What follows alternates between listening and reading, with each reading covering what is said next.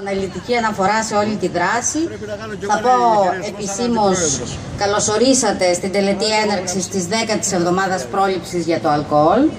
Θέλω να ευχαριστήσω πάρα πολύ την Οργανωτική Επιτροπή που και τα κλαμπ οικογενειών με προβλήματα από αλκοόλ, τους εθελοντές της επιστροφής, τα μέλη της επιστροφής, για όλη τη σκληρή δουλειά που τόσα χρόνια κάνουν και με τη βοήθεια των οποίων έγινε πραγματικότητα μια μέρα πρόληψης που ξεκίνησε το 2005 να έχει γίνει πια μια εβδομάδα ολόκληρη δράσεων για πρόληψη.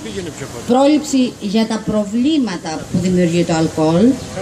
Δεν είμαστε κατά του αλκοόλ, είμαστε κατά των προβλημάτων που γεννώνται από την κακή του χρήση. Και φέτος για πρώτη φορά, και αυτό πρέπει να το πούμε, έχει επεκταθεί εκτός από το Ηράκλειο και στο Ρέθυμνο, και ευελπιστούμε ότι με τη βοήθεια της υγειονομικής περιφέρειας Κρήτης και του Europe Direct που πάντα μας υποστηρίζει όλα αυτά τα χρόνια, θα καταφέρουμε σιγά σιγά αυτές οι εκδηλώσεις να επεκταθούν σε όλη την Κρήτη.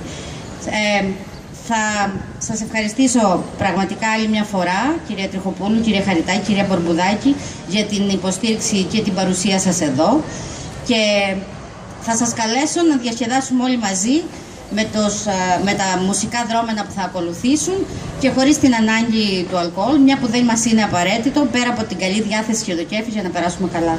Ευχαριστώ.